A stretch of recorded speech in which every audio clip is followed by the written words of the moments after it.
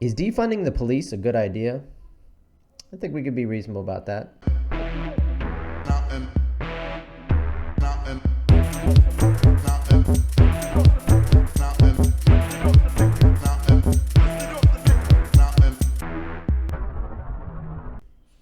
Hey guys, Seth Fuller, your favorite lawyer here to talk to you about defunding the police. Now, if you're like me, when you first heard the term defund the police, you were like, what?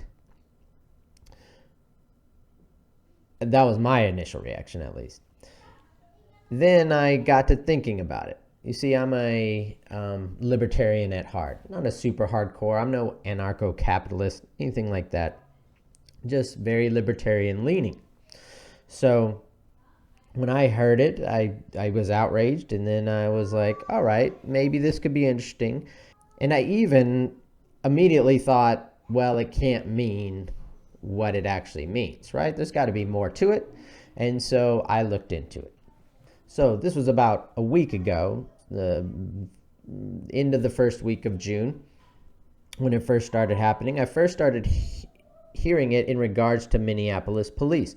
Now, the thing about it is the city of Minneapolis is not talking about merely defunding the police department. They are talking about disbanding it. So when you hear the defund the police, and then in a talk about disbanding the police, again, immediately you think it's crazy. Like, what are we talking about here? We need police. There's not a reasonable person around who thinks we don't need police. And let me address everybody else. If you are one of these people who think that we cannot have police, you are either so privileged that you haven't met people that you need to be safe from, or you are one of those people who will kill and eat other people. Because let me be crystal clear on no uncertain terms. Without the police, there are people out there. Many of them are my clients. Few of them are my friends, who will kill and eat you alive.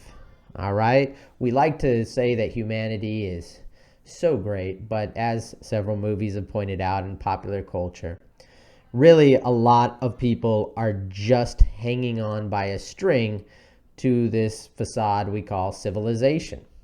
And the minute they get hungry, the minute they even think they can get away with it, they're going to come and hurt you. Okay? If you don't think that is the case, then you will learn very quickly, once we get rid of police, what the real deal is. So, having said that, let's get back to what defunding the police actually means. If you go look at the history of defund the police, it started out in protest cries from the late 90s, early 2000s, and it kind of was coined about a couple years ago when the Black Lives Matter protest started. But you can look through the internet, and nobody put forward a plan, a platform about what defund the police means. Now, here's what's crazy about that. What that means is when this phrase started coming out, when Minneapolis talked about defunding the police, when defund the police became a thing, across the nation, several cities, several municipalities looked at it and said, hey, that sounds like a good idea.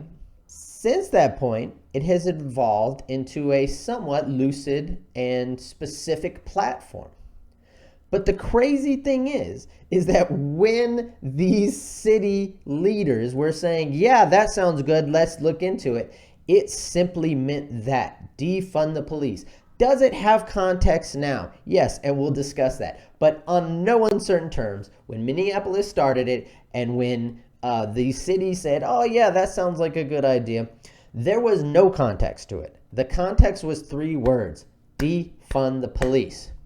And with just those 3 words, no context, defund the police, that is a term that almost everybody is going to take at face value. That's kind of how terms work. When you say things like defund the police, and there is no source, you don't contextualize it, you don't qualify it, you don't explain it any further, then that's what it means. Defund the police. Now, you can't go back later and say, oh, I thought it meant this, when at the time you said it and at the time you thought it was a good idea. None of that other stuff existed. There was no context. There was no explanation. It was just defund the police. So the craziest thing about this whole thing is cities across the nation, because of what was going on, jumped on board with defund the police. That is bananas. But that's also an unfair depiction of the entire movement, of what is going on right now. You see, since that point, defund the police has become qualified and contextualized. Basically, they are trying to form platforms that make sense that your average citizen can swallow. Now, I say that they're not doing a very good job. If you search defund the police, the meaning behind it, you'll get several articles like this. Vox here has an article, What Defunding the Police Really Means. And if you read it, it will basically say that the answer depends on who you ask. Most take it to mean a reallocation of police funding to social services, and a few are actually talking about defunding the police. Similarly, this one in Political, The Deep Roots and New Offshoots of Abolish the Police, says the summer's divisive new slogan has a surprisingly long history and shifting meanings. So, it's not easy to nail this down. And I want to reiterate that when these cities across the nation, Minneapolis, Los Angeles, Seattle, Dallas, Denton, when these city leaders were jumping on board with this plan, it didn't have shifting meanings. At the time, it only had one meaning: defund/abolish the police. And they were actually on board with it. I can't state that enough. That is crazy. If you think that's okay, you need to take another look at what you expect of your city leadership. And that's the one place you can change. It's really hard to get a state or national office changed, but this is your city leader that is possibly, maybe it's yours, saying, yes, let's abolish the police. So we can't stop there because that's not reasonable. The people who are behind defund the police, the reasonable protesters and reasonable activists, have come up with a reasonable plan that is not easy to find but is out there. So the first reasonable plan that I came across was, believe it or not, kind of a hashtag. I don't know. It wasn't very formal, but at least it was the first time I saw something that I think the average person can stomach. And basically says that defund the police does not mean eliminate all police funding. It means police will be funded, police will not be overfunded, redistribute the city budget, everyone gets a fair share. Police should focus on crimes. They should do it because they should focus on crimes and criminals. They're not mental health counselors. They're not social workers, medical professionals, educational specialists, and they should not be responsible for everything. Again, all stuff that strikes at my libertarian heart. I love it. Defund the police emphasizes reassessing our values, investing in our communities, investing in our people, funding our schools, funding our hospitals, funding our services, funding our infrastructure, and understand that presenting defunding the police as same as eliminating all funding police is intentionally misleading and manipulative. I'll address that last part later. The first part is just absolutely awesome. I really think, again, personally, that it's okay. And I don't mean that I agree with it. I mean, it's within the realm of It's within the realm of reason.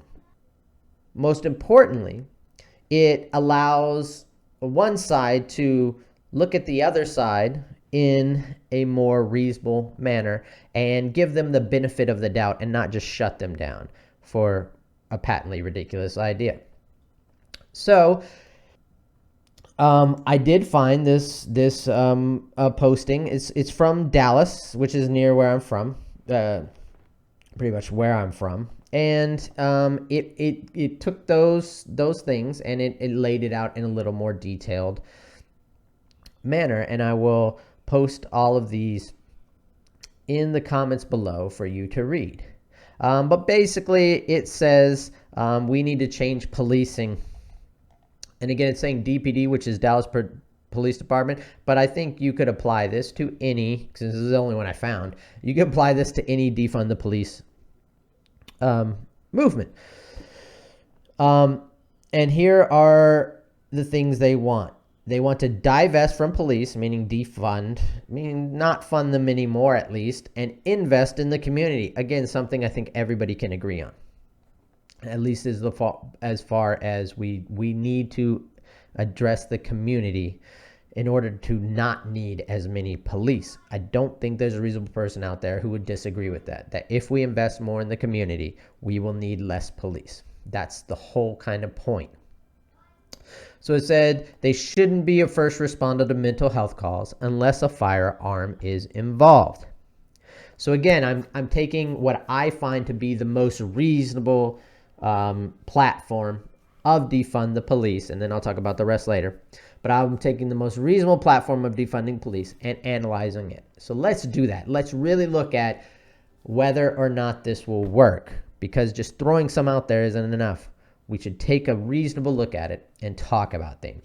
So this first one, Dallas Police Department shall not be the first responder to mental health call unless a firearm is involved.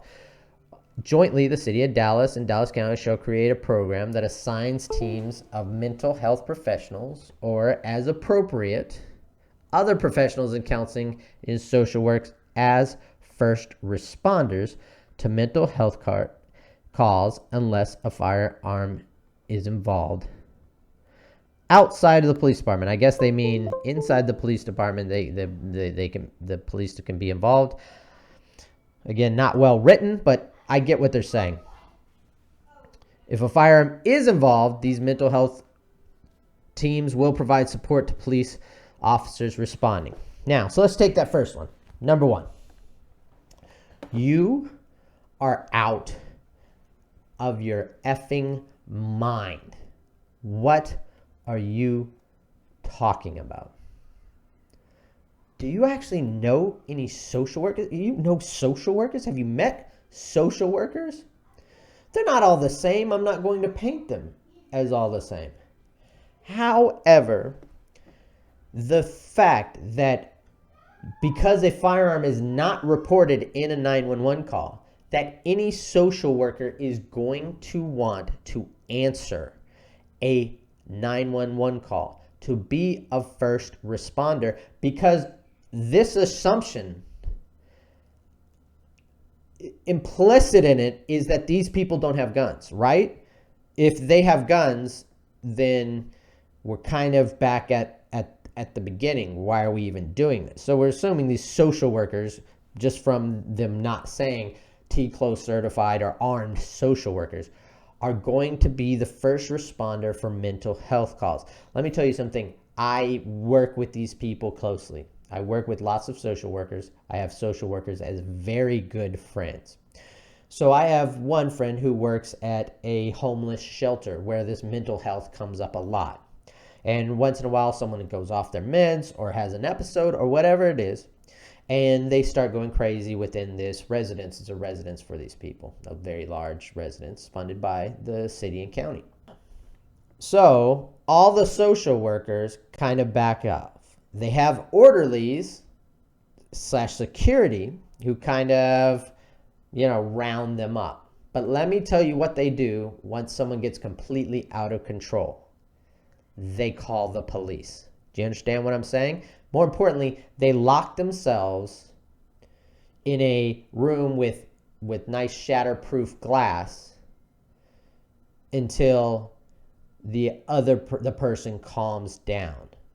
I guarantee you not. Now, again, most of these people don't have firearms. They're very particular. They try to keep people safe. They try to keep weapons out. They can do room search.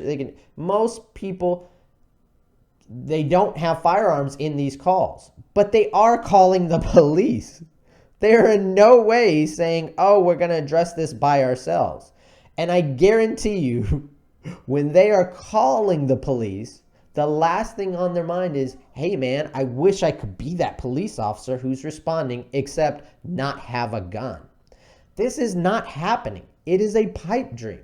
When someone calls the police on their mentally ill son, daughter, family member, they are asking for help. And there is no doubt about that. I don't want to paint this as things don't go badly for these people a lot. They do. I'm not painting this as not a reasonable source, that this is a ridiculous thing. No, a lot of times these things go out of control. I know one kid, a young man, I think he was 18 at the time, who had a seizure, and he has what's called ischemic episodes. I believe that's right, where after you have a seizure, you're out of your mind. And they called for help, and the kid ended up getting tased dozens and dozens and dozens of times. I believe it was in the 30s or 40s. It's been many years since I worked this case, but I worked the case.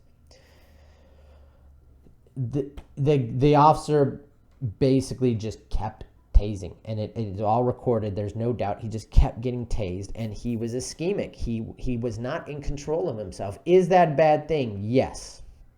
If the officer would have shot that kid, would he have been prosecuted? Probably not. That's the crazy part. But is there a social worker on this planet who is going to voluntarily take that call? A few.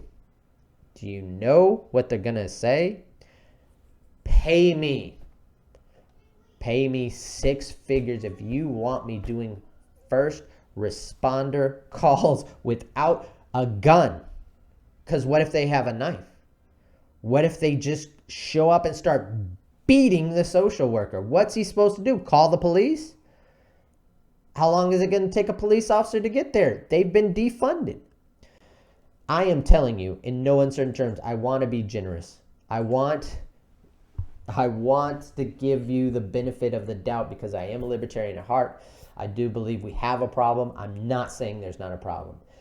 But this is absolutely a ludicrous response, and it will not work. So I'm going to give you the benefit of the doubt and say, okay, why not pair them? I'm going to do your argument for you. Why not pair them with police officers?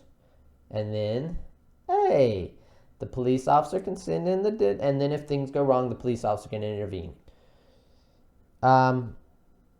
Okay, do you know the fastest way to get an African-American man shot and not see justice for it? Have a social worker knock on the door of a mentally disturbed call, and a African-American man jump out and start pummeling that social worker, okay? We have a large country with millions of people, and African Americans are not immune from mental illness. We know that. And this is what this is trying to address. But if you think that when a mentally ill person starts pummeling a social worker, that police officer that is paired with him on that call, or is called after the social worker shows up and starts getting pummeled, is not going to shoot that African American man dead and then be completely exonerated by the police department, by the jury, by the city for doing so, because the social worker is completely innocent. They are trying to help. I'm just telling you, this is going to happen time after time, and we are going to be back to the same problem immediately. In fact, more. Because when a police officer answers the door and the mental health guy goes, and he's unarmed, Then at that point, when people see a video of police wrestling him down and standing on his neck for 8 minutes, they get justice. Police officers eventually will get fired. There'll be more rioting, but there will be no citizens fighting when the guy starts beating up a defensive social worker. It's just not going to happen. Everybody reasonable is going to applaud those, and we're going to be back from the start. We're going to be right back where we were. So I'm just telling you, number one is a ridiculous idea. And if that's your main tenet of defund the police, you have not thought this through, and you have not looked into it, and you do not have a plan that any reasonable person is going to think is going to work. And if some unreasonable person, because apparently across the nation we are just going forward with this, if some unreasonable city puts this in place, I personally guarantee you the exact scenario I talked about within the first year. And then guess what happens? Boop! That program is gone, son. She gone. It's going to be gone. There's going to be nothing left of that program. The minute a social worker gets attacked and has to call police or is killed by someone who is mentally ill, that program will be immediately scrapped. And if you don't think that a social worker is going to be killed by a mentally ill person, you don't know anything about schizophrenia and mentally ill calls. You haven't been watching the news. You don't watch videos. That's all there is to it. Mentally ill people can be dangerous. I'm not saying all are. I'm not saying that this social worker isn't going to go into a lot of calls where they de-escalate the situation, make sure that person gets help, yes, that is going to happen. But that's not what we hire police for. We hire police because of the things that happen 1 out of 100 times. And that social worker is going to go to 100 calls. And if that happens 1 out of 100 times, then when the social worker gets to that time and gets beat up, stabbed, shot, whatever, because there was no report of a firearm, immediately the public is not going to take it and they're going to scrap that. Or the police officers are going to have to shoot an African-American crazy person, and we're going to be right back where we are. So let's go to number 2. City and county officials shall increase investment in alternatives to police response. The county judge shall create a task force to identify and recommend alternative ways to respond harm. They should not seek to deploy Texas State Trooper in high crime neighborhoods. Should invest in alternative approaches. They should improve household income and living conditions in impoverished communities. In other words, fund impoverished communities and increase investment in alternatives to police responses, like community centers. By number 2, great idea. That's awesome. Thank you, Defund the Police. I don't think it's an original idea, but I also don't want to mock you for it. It's something that is not being done, and if this can be accomplished by the protesting and by the civil unrest that is occurring, then I think that it is absolutely worth it. At least we are getting something out of it. Okay? This is good. Thank you. More investment in the community will lead to less police interactions. So, number 2, completely agree with. Great job. So, number 3 is just basically stop deporting immigrants and cooperating with ICE. Again, this is a political thing. I don't think that this is out of the question. I don't think there's anything completely patently unreasonable about it, like just not having police is, but I think they are on the right track there as far as just something. This is a political thing that half the political spectrum can agree with, so I'm completely okay with it being as part of the discussion, and I can't dismiss it as ridiculous, even though I also won't get into the politics of it, because honestly, I don't understand all the politics of it. So number 3, it's fine. I think that that's a reasonable request. Number 4 is under the heading Increased Safety and Accountability Measures. And these are essentially versions of the 8 Can't Wait. Specifically in these, I'd like to talk about number 4 specifically, that they adopt specific policies restricting the use of deadly force. Officers shall not shoot their firearms if a suspect is unarmed. if a suspect is running away or attempting to withdraw, if a suspect is driving away or sitting in a parked car, if a suspect is not armed with a firearm, for example, when a suspect is holding a knife, screwdriver, or blunt object. And 5 is the officer alone, for example, a solo foot chase. Okay.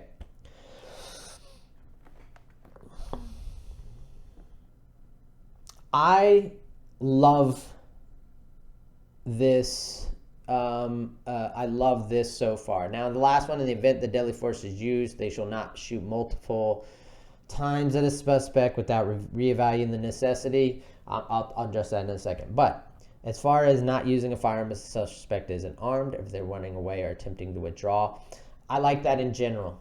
Now, of course, an unarmed suspect, you get me with a police officer, I can kill that police officer with my bare hands. There's just no doubt about that. Easily, simply, quickly. That's all there is to it.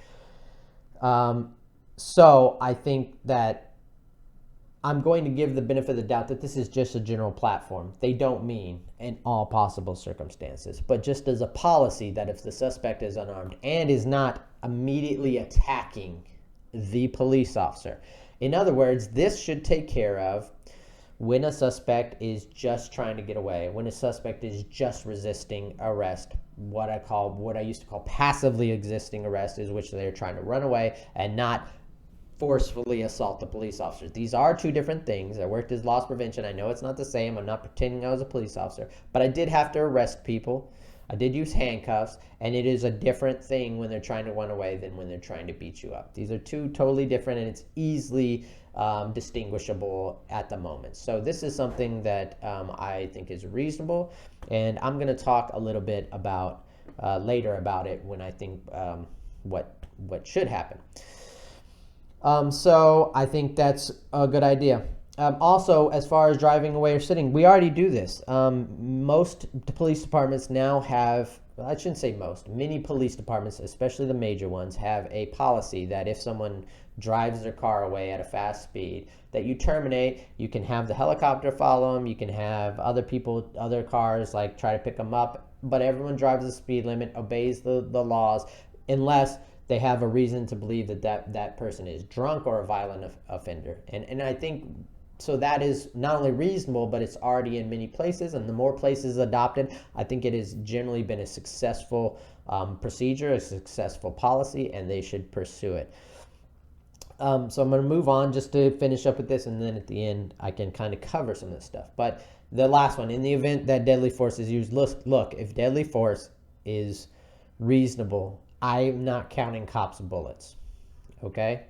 I think we can talk about the policies of like many cops shooting someone at the same time, but at the same time, I do believe that if and when deadly force is absolutely necessary, specifically when the person, the offender, if you may, excuse me, the offender, if you may, has a firearm, A, or B is going after someone with a very deadly weapon like a knife, then I don't count bullets for police officers. At that point, that person has put it, made it imminent that death will or serious bodily injury will occur. And at that point, whatever force is necessary to kill that person is okay in my book. And I think that's what most people who have been in these situations, including civilians who have been in deadly force situations, would tell you that to count bullets, most police officers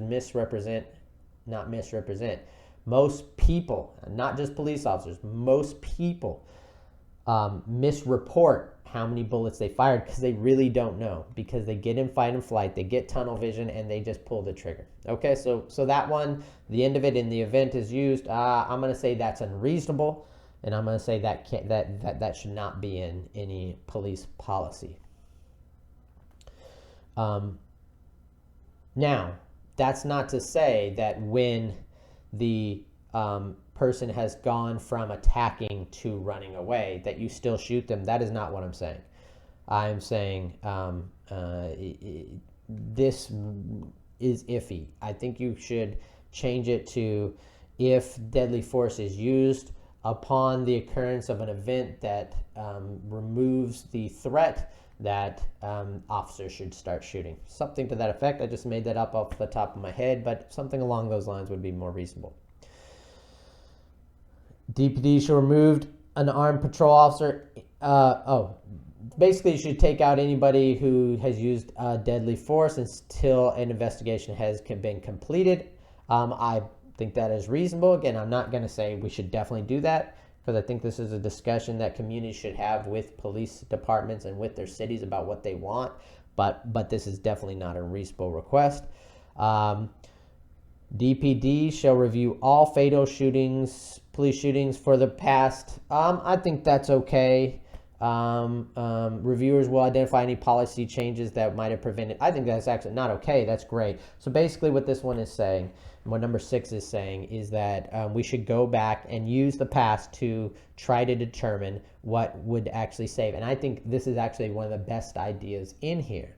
I think the problem becomes we say things like, well, we should do this, and then when you look at these incidents, the shootings that happen, those things would not have prevented that shooting, right? So let's say in the event of deadly force, they should reevaluate. Well, if you go look at all the videos and that would help, then that's a good thing. But I think you'll reevaluate, look at all the videos and go, oh, that had nothing to do with why. Here's what should have been done instead. So I think this is absolutely one of the best ideas. To learn from the past is awesome. And I think that everyone should be doing this. If you think that there is a problem with police shootings, which kind of hard to doubt these days, with police brutality, kind of hard to doubt these days, that there is a problem. Not that all police are bad, not that police are all doing this, but even if you just agree that there is some problem, then this is an absolutely great idea. You can see if there's a problem, what the problem is. So number 6 has my thumbs up. I think that's an awesome idea. DPD shall fire furlough officers whose testimony for whatever reason is not credible to be used by prosecutors. They're talking about the Brady list here. Some people don't know, most people don't know. In every department, in every district attorney's office, there is a Brady list. This is police officers, for whatever reason, cannot be used on the stand. They will not represent them. In other words, if that police officer is the only witness, is the only person making the report, if there's nothing else backing them up, then that charge will be dropped. Basically what they're saying is this police officer is a known liar or is a known unethical police officer, and we as a district attorney cannot. This list is not short, and it is not only filled with expired police officers. I am telling you right now, I worked in the district attorney's office. I have seen this list. It is extensive, and it is full of police officers who are still on the force and still active duty. So number 8, last but not least, they shall review, create, and reinforce policies concerning the duty to intervene to prevent officer misconduct and the duty to render aid when a person needs. So this is basically breaking up the police brotherhood, or making it so that you can't just let your fellow officer kneel on a guy's neck for 8 seconds. You can't just stand by and disperse the crowd while 3 of your officers kneel on a guy while he's dying. When you see this should be a policy, there is no doubt. Okay, there is no doubt. In my mind, I think you are being unreasonable and stupid if you don't think that police officers should be able to stop, at the very least, arrest at the most, any officers they see doing the wrong thing. This is a problem in many departments, not all, that departments won't hire people who have made reports to other police officers, that departments will punish. There's a series of stories where police officers were punished for stopping their fellow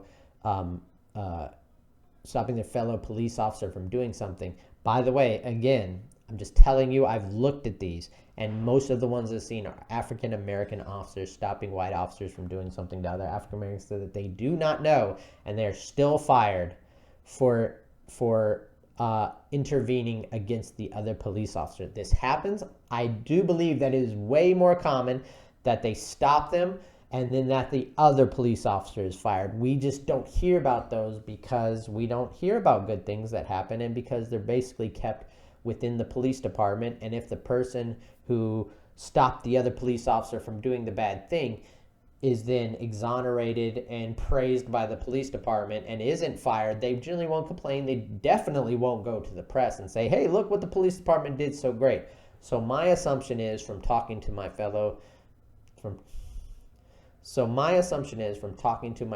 and family who are law enforcement, that this is a regular occurrence that happens internally and we don't know about it. It's only when the bad actors that fire these good police officers who try to intervene and try to protect their citizenry, only when that happens is it reported and is it put into the mainstream media. So again, great idea. We have to ensure that these police officers are policing themselves, which is going to be the hardest thing of all this. They're policing themselves. Immediately, we have to start that, whatever we have to do. So, all in all, I broke down what defund the police actually means. I've found what I think to be the most generous and most comprehensive request clarification of defund the police, and I think I've tried to be fair with it. Now, I also want to be fair that not everybody has that exact definition, as evidenced by this June 12th op-ed piece in the New York Times. There is a small amount, and the two previously mentioned articles, there is a small amount of people who say, yes, we mean literally abolish the police. So I have to be fair by presenting both sides of this one side. But again, I think one of their main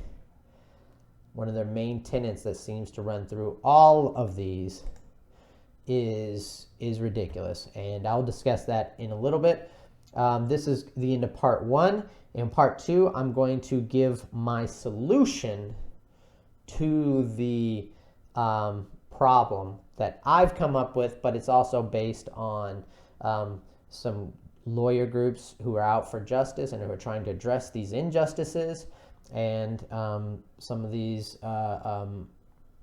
professionals who work within these communities and within these structures and within these government structures, and what they think, what they see as actually being helpful. And then I'm going to sprinkle in a lot of my opinion and what I think, and just my experience over the years, because I'm smarter than all those other people and everybody else, and you. No, just kidding. Thanks for listening, guys. Stay tuned for part 2. I am going to break it up into 2 videos. So just look for part 2 down in the comments or on my page. Again, like, subscribe, do everything. That would be awesome. If not, that's cool too. I hope you at least learned something today. And if you have any comments, more importantly, I like to learn. I don't do these for you. I do these for me. I like to learn, and by breaking things down, I get things in my head better, and I also get a lot of good feedback. So please leave comments about anything you think I'm wrong about. Anything you think I'm right about, of course, is welcome too. So thank you, and I'll see you on part 2.